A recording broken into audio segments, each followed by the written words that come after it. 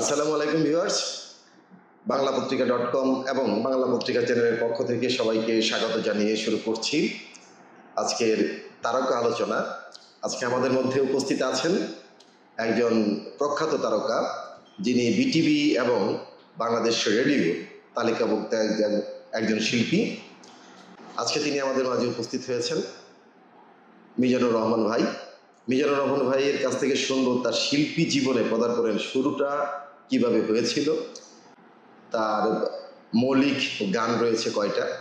তবে আজকে আমরা যে বিষয়টা নিয়ে আলোচনা করব, মিজানু ভাই তার শিল্পী জীবনে যে পদার্পণ যেভাবে করেছেন, তার শুরুটা কিভাবে হয়েছিল সে থেকে শুরু করে এবং শেষ বর্তমানে কি অবস্থায় আছেন, এই সার্বিক বিষয় নিয়ে আজকে আলোচনা করব। আসুন কথা না বাড়িয়ে চলে যাই মিজান ভাইয়ের কাছে। মিজান ভাই, তো আপনি যে শিল্পী জীবনে যে পদার্পণ করেছেন, এটা শুরুটা কিভাবে হয়েছিল আপনার, একটু জানাবেন। জি, আসসালামু আলাইকুম। দেশ এবং দেশের বাইরে থেকে যারা যুক্ত রয়েছেন সবাইকে ধন্যবাদ জানাচ্ছি, শুভেচ্ছা এবং অভিনন্দন আপনাদেরকে, আপনাদের গুরুত্বপূর্ণ সময় আমাদের সাথে যুক্ত থাকার জন্য।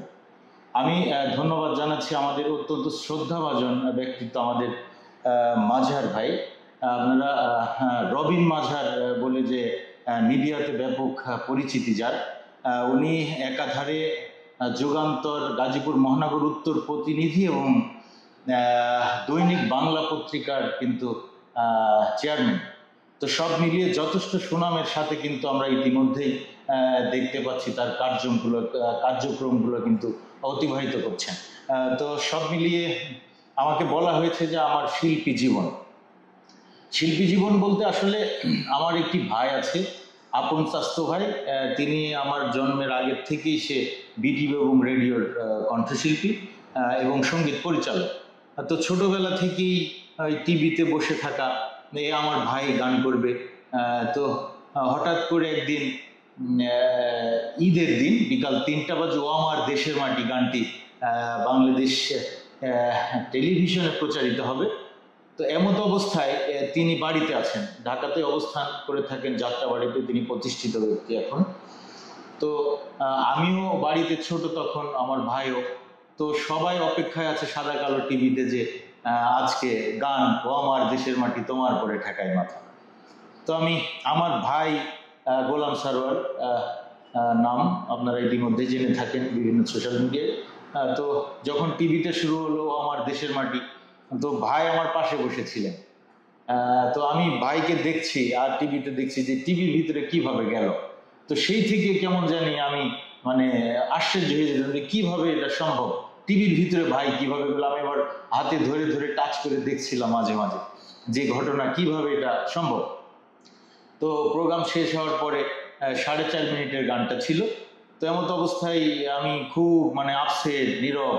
তো আমার আম্মা বলছে, কি তুমি কি টিভিতে যেতে চাও? তো সেই জায়গা থেকেই, সেই দিন থেকেই আম্মার কথা অনুযায়ী আমি টিভির ভিতরে যাব। সেখান থেকেই মূলত আসলে সঙ্গীতের হাতে গড়ি, পাশাপাশি সঙ্গীত নিয়ে ভাবা। ইন্টার স্কুল জীবনে প্রাইমারি থেকে জাতীয় সঙ্গীত, শপথ পাঠ, কোরআন তেলাওয়াত আমি করে থাকতাম। ইন্টার স্কুলের যে সাংস্কৃতিক যে আনুষঙ্গিক যন্ত্রপাতি থাকতো, সেই রুমের চাবিটা আমার কাছে থাকতো।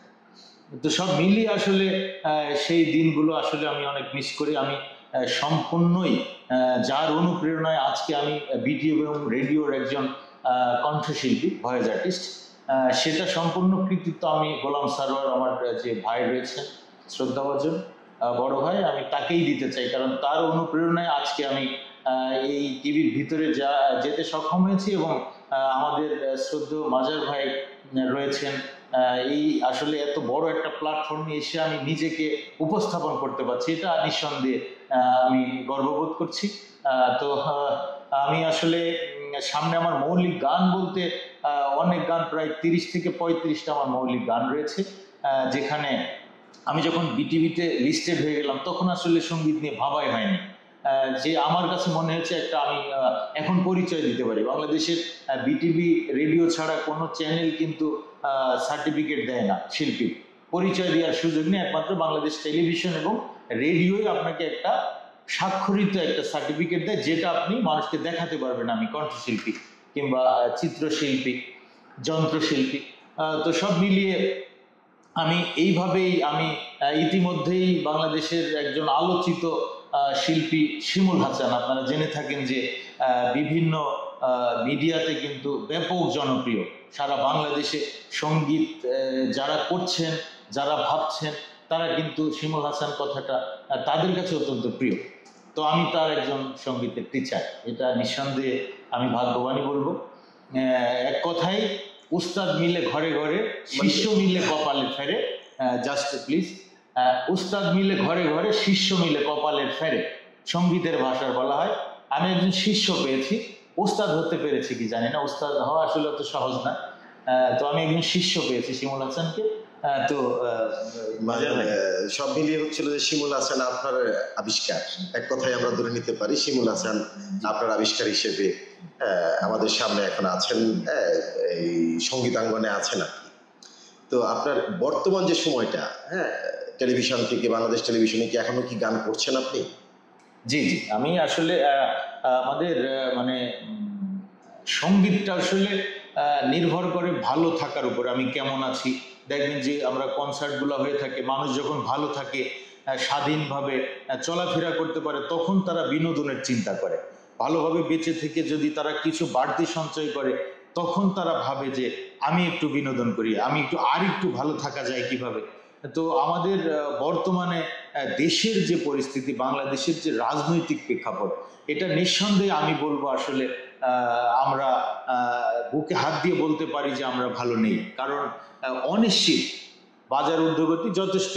আমরা দেখছি যে যে জায়গায় আমরা ছিলাম, এই যে জুলাইয়ের যে অভ্যুত্থান হয়েছে, সাবেক প্রধানমন্ত্রী শেখ হাসিনা তিনি দেশ থেকে চলে গিয়েছেন। তো সেই জায়গা থেকে আমাদের প্রফেসর ডক্টর ইউনূস যখন হাল ধরলেন, আমি বলবো যে উনি যদি এই হালটা না ধরতেন, আমাদের কোনো অস্তিত্বই থাকতো না। তো সেই জায়গা থেকে আমি অবশ্যই বলবো যে এই প্রেক্ষাপট অনুযায়ী যে আমরা প্রোগ্রামগুলো করে থাকি বিভিন্ন টিভি চ্যানেলে, সেই জায়গা থেকে আগে যেমন মাসে 2টা 3টা করতাম, 2 মাসে একটা, এখন আসলে সেটা হয়ে থাকে না, কারণ পরিস্থিতি আমাদের অনুকূলে নেই। তো সামনে আমরা অনেক ভালো আশা করছি সময়ের সাথে।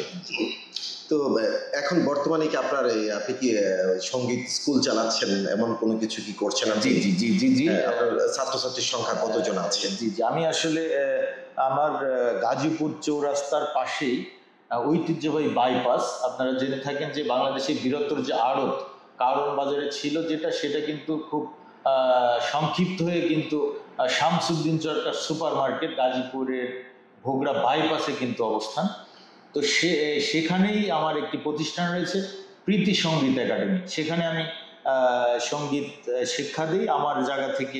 আসলে শিক্ষকতা তো বিশাল একটা জিনিস। উস্তাদ, এটা আসলে আমরা বলে থাকি, খুব সহজে বলে ফেলি, উস্তাদ অত সোজা না। কিন্তু আমি শিমুল হাসানের মতো এছে আপন আছে, আমার আরো অনেক স্টুডেন্ট রয়েছে যারা এখন এই সঙ্গীত দিয়েই জীবিকা নির্বাহ করছে, এবং ছাত্রছাত্রীর সংখ্যা বাসা সব মিলিয়ে প্রায় 35 জনের মতো। তাছাড়া আপনারা জেনে থাকেন যে আমি পাশাপাশি সাংবাদিক পেশায় কিন্তু আমি যুক্ত রয়েছি আপনাদের সাথে, আপনাদের সহপাঠী আপনারা জেনে থাকেন। তো আমি যতটুকু সময় পাই আমি সঙ্গীত জীবিকা নির্বাহ, পাশাপাশি এই বাসা, তো এই জায়গায় আমি ভালো আছি আলহামদুলিল্লাহ, আপনাদের দোয়া এবং মহান সৃষ্টিকর্তার রহমতে। মিজান ভাই, আরেকটা বিষয় আপনার কাছ থেকে জানবো, সেটা হচ্ছিল যে আপনারা যে ছাত্রছাত্রী যেগুলো আপনারা এখানে এই সঙ্গীতে শিখতে আসেন, তারা যে প্ল্যাটফর্মে শিক্ষাটা অর্জন করছেন সঙ্গীতটা, তারা ভবিষ্যতে কতদূর যেতে পারেন বলে আপনি মনে করছেন আপনার কাছ থেকে শিক্ষা গ্রহণ করে? ও আচ্ছা, আমি একটা কথা বলি, যেটা হচ্ছে সঙ্গীত, আমাদের লতা মঙ্গেশকর, আমাদের ভারতের শিল্পী, আপনারা জেনে থাকেন, উনি 16 বছর সারগাম করেছিলেন। তো 16 বছর পরে ওনার উস্তাদকে বলা হয়েছিল যে উস্তাদ আমাকে একটি গান দেন, আমি হয়তো বাজাতে পারবো। তো যখন তিনি গান একটা দিলেন, একটা ক্রিটিক্যাল গান দিলেন, কঠিন গান, তিনি এত সুন্দর করে পরিবেশন করলেন গানটা, উস্তাদ চলে যাচ্ছে। পরে লতা মঙ্গেশকর বললেন যে স্যার আপনি চলে যাচ্ছেন। পরে স্যার বললেন যে তুমি এত সুন্দর করে, এত ভালোভাবে তুমি গানটা পরিবেশন করলে, তোমার এই কণ্ঠটা যদি ক্যাসেট আকারে বাজারজাত করা হয়, তাহলে দুনিয়া যতদিন থাকবে 3 সেকেন্ডও গ্যাপ যাবে না, কোথাও না কোথাও বিশ্বে বাজবে। তো প্রথম অ্যালবাম যখন বাজারে আসলো, আসার পরে একটা প্রদেশ এটা সার্ভে করেছিল, সেখান থেকে আসছে যে শুধু একটা প্রদেশ দিয়েই বিচার করা হয়েছে যে দুনিয়া যতদিন থাকবে 1 সেকেন্ডও গ্যাপ যাবে না, বিশ্বের কোথাও তার গান বাজবে। তো 16 বছর সারগাম করার পরে নিশ্চিত হয়েছে তার উস্তাদ যে তাকে দিয়ে সারা বিশ্বে এতটুকু সম্ভব। তো আমাদের এখন যারা বর্তমান বাংলাদেশের প্রেক্ষাপট অনুযায়ী 16 দিন যাওয়ার পরেই স্টুডেন্টগুলো বলে, স্যার এই গানটা জানি কোথা থেকে স্যার বাজানো হয়। তো এই বিষয়গুলি আসলে আমাদের খুব মানে একটা দূরত্ব তৈরি হয়ে যায়, মানে ভাবিয়ে তোলে যে এই তো আসলে এই 10 দিন 15 দিন 16 দিন 1 মাস 2 মাস 6 মাস 1 বছর 2 বছরে আসলে একটা গ্রামার নিয়ে একটা শিল্পী বেরিয়ে আসা কখনোই পসিবল নয়। তো সেই জন্য আমি অবশ্যই আশাবাদী। সঙ্গীত হচ্ছে গুরুমুখী বিদ্যা, তার টিচারকে অবশ্যই টিচার শ্রদ্ধার জায়গায় অবস্থান করতে হবে তাকে। সেই জায়গা থেকে মূলত যদি একজন কণ্ঠ তো সৃষ্টি প্রদত্ত, যদি সে মোটামুটি একটা কণ্ঠের অধিকারী হয়ে থাকে, তাহলে একজন টিচার ইচ্ছে করলে অনেক ভালো কিছু তাকে দিয়ে করাতে পারে, যদি তার সৎ ইচ্ছে থাকে, তার বাবা মায়ের ইচ্ছে থাকে। ফ্যামিলি অনেকেই আছে বিবাহিত, বিবাহ জীবনে আসলে শিল্পী হওয়াটা অনেক কঠিন। নকুল কুমারের একটা গান রয়েছে, এটা আপনারা গানটা শুনলে বুঝতে পারবেন যে বিয়ের পরে শিল্পী হওয়া কতটা কঠিন। তো সব মিলিয়ে আমি বলবো যে আমি আশাবাদী 100% যে শিমুল হাসানের মতো পর্যায়ক্রমে আমি অনেক ছাত্র বাংলাদেশে উপস্থাপন করতে পারবো। ধন্যবাদ আপনাকে। হ্যাঁ, আপনার ছাত্রদেরকে উপস্থাপন করবেন, আমরা ভালোভাবে শিল্পী আপনার মাধ্যমে পাবো আমাদের দেশের মধ্যে, সেই প্রত্যাশা করছি আপনার কাছ থেকে। এছাড়াও এমন কি কোনো ঘটনা ঘটেছে যে আপনার কাছে যৎসামান্য শিক্ষা নিয়ে গিয়ে সে আবার শিক্ষক হয়ে গেছে, এমন কোনো ছাত্র পেয়েছেন কি আপনার এই জীবন দশায়? এটা আপনি জানবেন অবশ্যই। আপনি একটা বাংলাদেশের খুব আলোচিত একটা প্রিন্ট মিডিয়ায় রয়েছেন, আমাদের যুগান্তর রে।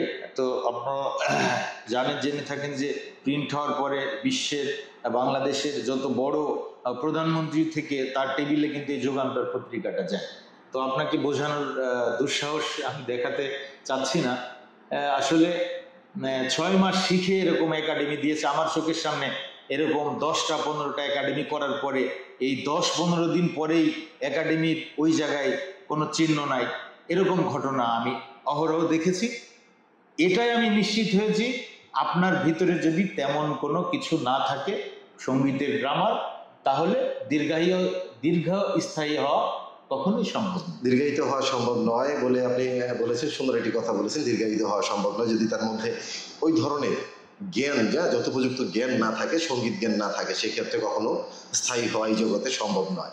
তো আমরা যদি আপনার কাছে গান শিখতে চাই, সেক্ষেত্রে আপনারা আমাদেরকে সহযোগিতা করবেন। আমাদের এই বয়স কি কখনো সম্ভব যে গান শেখা? আসলে আমার কাছে আমি তো যখন আমি সব ধরনের এই 10 বছরের বাচ্চা থেকে 100 বছরের মানুষ পর্যন্ত আসলে গান শিখতে চাই। সঙ্গীত এমন একটা জিনিস, আসলে এটা সবাই ভালোবাসে। হাতে গোনা 2-1 হৃদয় ছুঁয়ে যাওয়া। হ্যাঁ, 2-1 লোক আছে, তারা হচ্ছে সুযোগ পায় না বিধায় সঙ্গীত সাপোর্ট করে না। হয়তো পারিবারিক ভাবে হোক, অনেকে আছে যে একটা দেখেছিলাম ফেসবুকে একটা স্ট্যাটাস যে বিয়ের পরে ওই জীবন পরিবর্তন তো দূরের কথা, টিভির একটা চ্যানেল সরানোর মতো ক্ষমতা একটা পুরুষের থাকে না, এরকম একটি পোস্ট আমি দেখেছিলাম। আপনারা দেখেছেন কিনা? তো আপনি যেটা বলেছেন আপনাকে দিয়েও সম্ভব। আপনি দেখেন বারী সিদ্দিকী, দেখেন আপনি দেখেন ফকির শাহাবুদ্দিন, দেখেন এদের মতো মানুষ অনেক শেষ বয়সে এসে কিন্তু তারা একজন শিল্পী হয়েছে, মানে তারা হিট হয়েছে, পরিচিতি লাভ করেছে। তো আপনার জায়গা থেকে আপনি তো তাদের চাইতে অনেক বয়স কম, আপনি সচেতন মানুষ, আপনি যদি নিয়মিত সঙ্গীতের অধ্যবসায় নিতে পারেন, 100% আপনাকে দিয়ে সম্ভব যেটা আপনি চাচ্ছেন। অত্যন্ত গুরুত্বপূর্ণ কথা বলেছেন। আপনার ছাত্রছাত্রীদের উদ্দেশ্যে যদি কিছু বলেন। ছাত্রছাত্রী বলতে আমি আবারও বলতে চাই, শিমুল হাসান আসলে আমি কি, এটা যদি আমি প্রচারের মাধ্যমে প্রকাশ না করতে পারি, তাহলে আসলে এটা কখনোই বোঝানো সম্ভব নয়। তো শিমুল হাসানকে যেহেতু চিনেন, আমি শিমুল হাসানের টিচার, এটা আমি গর্বিত। তাছাড়া আরও শিমুল হাসানের মতো আরও অনেকেই আসবে হয়তো। মানুষ তো আসলে চিরস্থায়ী না, পরিবর্তন হতে থাকে। মানুষ এক জিনিস বারবার হয়তো আরও কিছু নিয়ে এটা আমি আমার স্টুডেন্টকে উপস্থাপন করব। পাশাপাশি আমি বলবো একজন সঙ্গীত শিল্পী হতে হলে প্র্যাকটিস প্র্যাকটিস প্র্যাকটিস, প্র্যাকটিসের কোনো বিকল্প নেই। হ্যাঁ, এতক্ষণ শুনছিলাম দর্শক আমাদের বাংলাদেশ টেলিভিশন এবং বাংলাদেশ রেডিওর নিয়মিত শিল্পী মিজানুর রহমানের, তার শিল্পী হওয়ার শুরু থেকে শেষ বর্তমান সময় পর্যন্ত কথা। আবারও দেখা হবে এমন গুণী শিল্পীদের নিয়ে তারকা কথায় আপনাদের সাথে। সে পর্যন্ত সবাই ভালো থাকবেন, সুস্থ থাকবেন, সেই প্রত্যাশা নিয়ে বিদায় নিচ্ছি আজকের মতো। আমি রহিম আজহার। সবাই ভালো থাকবেন, সুস্থ থাকবেন। তবে হ্যাঁ, একটি কথা, আসুন নিজেকে বদলাই, বদলে যাবে দেশ।